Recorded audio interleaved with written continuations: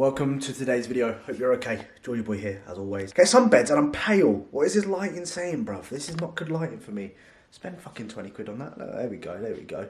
Anyway, hope you're good. Today we are heading up to Rotherham to see some houses. Moving out, I thought it would be a lot easier than what it has been so far. The biggest issue I have about moving out right now is I've got a German Shepherd. I'm going to be renting for the first year up there. I'm not going to be getting a mortgage just because I don't want to commit to something like that and having to be up there for 5 years and I don't necessarily like it. So it's better for me to rent in this first year, get used to it, understand what life's like up there, and if I want to move up there permanently next year, then I can certainly do so, or the year after, whatever. But renting, I didn't realise how hard it was. When I was at uni, yeah, rent used to be so easy. You just fucking, that house, yeah, have it, it's yours. Renting is not like that anymore. And I've got diesel. I'm never ever letting go of diesel. Like, just go up north, forget about diesel, sell him.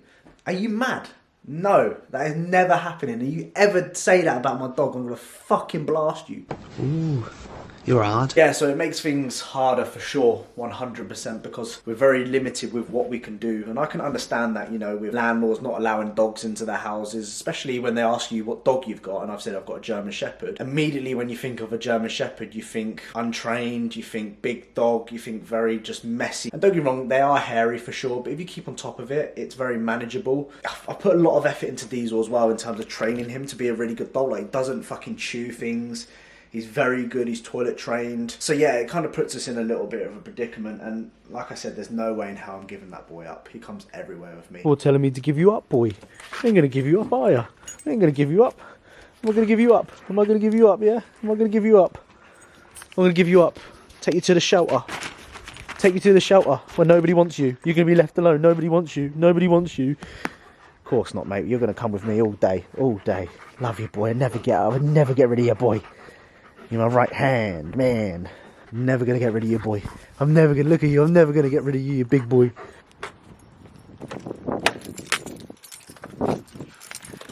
Put 10 stab wounds when she got 7. I think him good, but bro did better. Mask on my face, got me feeling like Slender. You don't want to see me lose my temper. Bro got the heat, get fired like Wenger. First gate where the ops don't enter. Just finished up viewing the first house, and it's a really nice house, I must admit. Down south is a lot more expensive than what it is up north, like £600–700 a month rent. You can get a pretty big house, 3-bedroom house for that sort of price, whereas up here it's way more, down here, sorry, it's way more expensive. I didn't record it because obviously it's a bit awkward walking in with a camera, being shown around the house, that sort of thing, so I'm not going to really do that, am I? It was a lovely 3-bedroom house. It's got plenty of room, plenty of space for the dog as well. The only problem is it's like other people are viewing it and it's not like, right, I really like this, can I have this? It's not like that, unfortunately, which I thought it would be. It's more like kind of pick out of a hat. I see other people go into the house and view it and things like that. Very hard to say. It's quite annoying because I was in there for like 15 minutes, 20 minutes, and I travelled 2.5 hours up here. And it's the only viewing that I've got today. I know I need to go to other viewings and stuff like that, but it's not as easy as booking 4 or 5 a day. No, unfortunately, it's not like that because other agencies and stuff like that have different schedules, time frames. It's a little bit frustrating on that end, and you know, I could have travelled all the way up there to view that house to not even get it. I mean, I'm not expecting to find something straight away, however it's a lot more difficult than what I thought it would be, which is a pain in the ass. But I'm determined to keep going. I'm not going to fucking give up on this shit. I will move out, and hopefully at some point it's going to fall my way. But yeah, it's just sometimes very disappointing that these things sort of happen, but either way, now I'm going to go train at Ultraflex. That's a positive, right? I'm going to go train at Ultraflex now and fuck the rest of it off. But and then travel home 2.5 hours. Great. And I'll be back up here next week viewing more houses. It is what it is, isn't it? Seatbelt first. Remember your fucking seatbelt, yeah? Don't be a twat. And don't wear your seatbelt. Make sure you wear it. Safety first, innit? I feel like when I next go to a house viewing, just asking the estate agent, look, I really like this house. How much shall I give you to fucking, you know, seal the deal on this? 100 quid? 150 quid? Come on, put a good fucking word in for me or something like that. It literally feels like that at the moment. It's just hot luck by the looks of it, which is a pain in the arse, and I've said it about 10 times in this video. Or she might want to fucking dick him from the Georgie boy. You watch my YouTube, baby. Fuck, you want to dick him, baby? Yeah. How about this? Do you like the George that does this? Can you seal the deal like that, yeah? Fuck, baby. Police! Police! Help! Police! Help! Police! Help! Help! Police! Help! She'll go, actually, no, I've got a boyfriend and I'm reporting you. Fuck you and your boyfriend, you twat.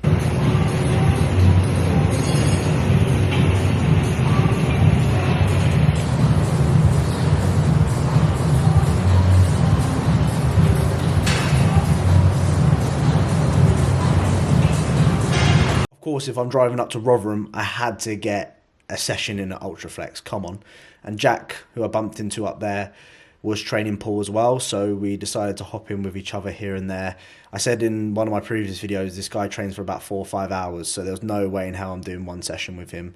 But surprisingly, he did a good job. And Jack, if you're watching this, mate, stop thinking about it. Stop thinking about it. So glad that I did a good session, mate. I thoroughly had a good session.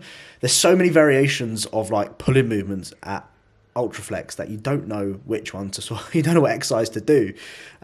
First of all, traveling up to Rotherham from my house, is 130 miles. 127 miles of that is just motorway only. 3 miles is out of the side of the motorway. So when I tell you I had the most boring drive ever going up there, it was just so boring, but worth it. Had a good little butcher round, of course, looking to move up here. And every time I go to the gym, like, it just gives me goosebumps. Like, this gym gives me goosebumps. It's the only place that ever gives me goosebumps. It's weird. You call me hippie. You can call me whatever you want in the comments. But this place is like, this is for me. And I just have that home feeling to it. Everyone's got a lot of respect, especially with the camera as well. Little things like that. Like, people know what you're doing. Whereas in, for example, the Physique's gym, people just fucking walk across the camera like they don't give a shit. Like, people have a lot of respect here.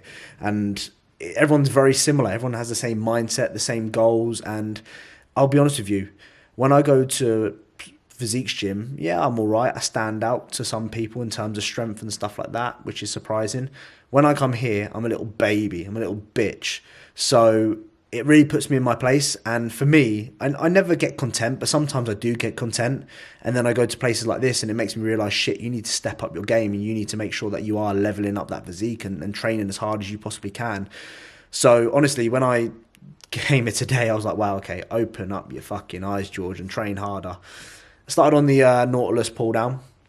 Really like that piece of kit. Jack was just giving me a few cues there with just keeping my elbows forward. So first initial movement is driving down, then into you.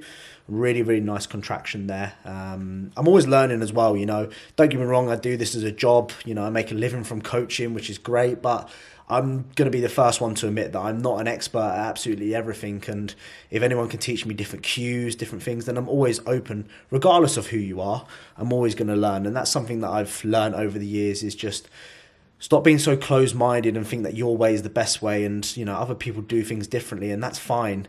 But just learn and appreciate and understand that one doesn't fit all, and that's bodybuilding for you. And that's what I've learned. Like, why does this guy do this? Why do all the IFBB pros do this and that?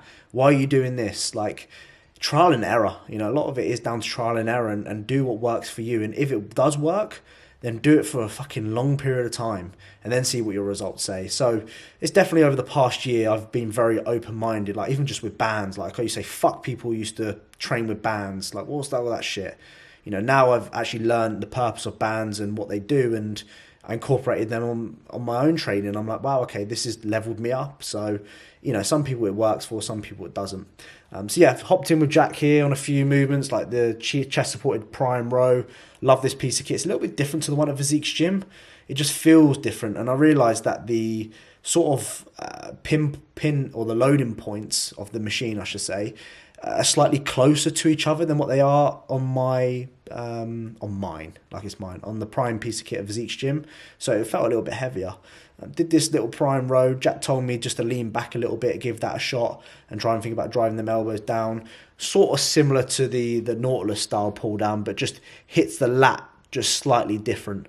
So this was a really good piece of kit. I actually really like this. And like I said to begin with, it's just, what do I choose from when I come here?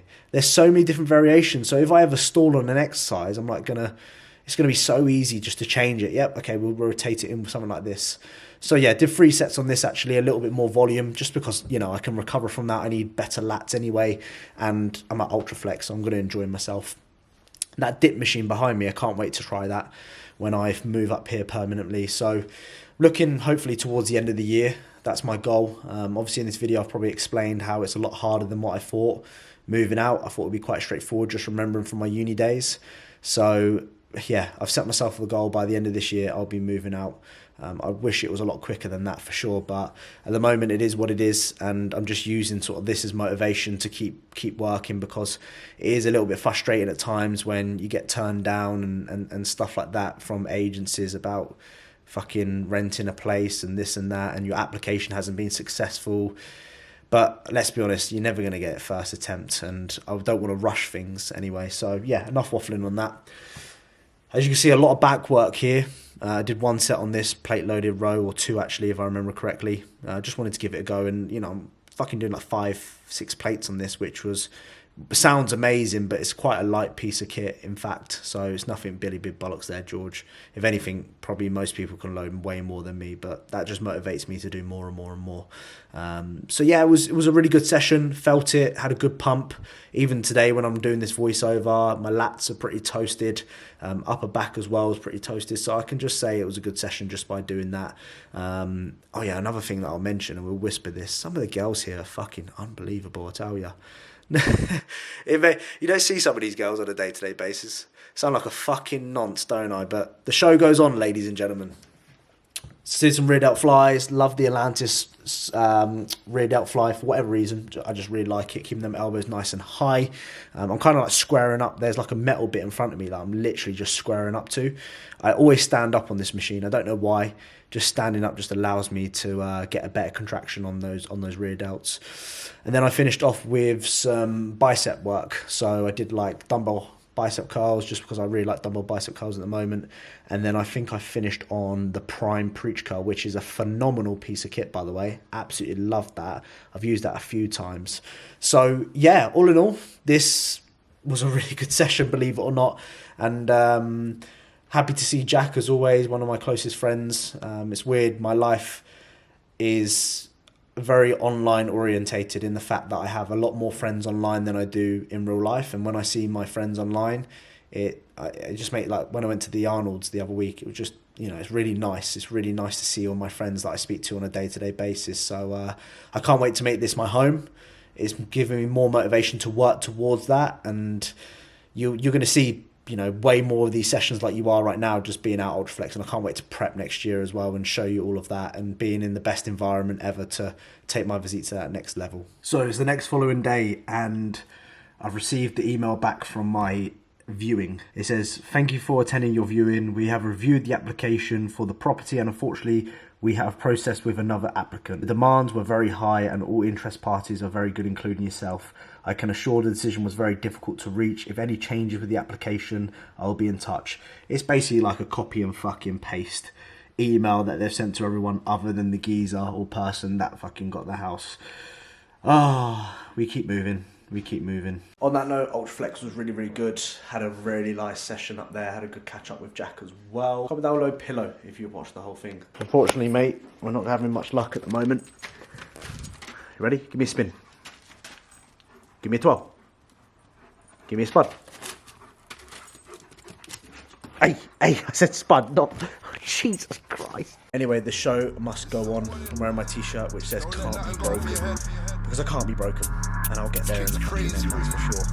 Anyway, hope you've enjoyed today's video. Lots of love, and Slap man out of his Jordans, give us some space, these waps on jam. PR on me and bro boys baby out, you don't need no pram. If didn't whack it, I'll probably smash it or hit him up with a bat. Jack on the wing just swinging his jab. Facts, he's been verified in the can. Been verified in the trap. 500 G's is more than a trap. Far from rich, I don't think I'm the kid. At least there ain't no cap in my rap.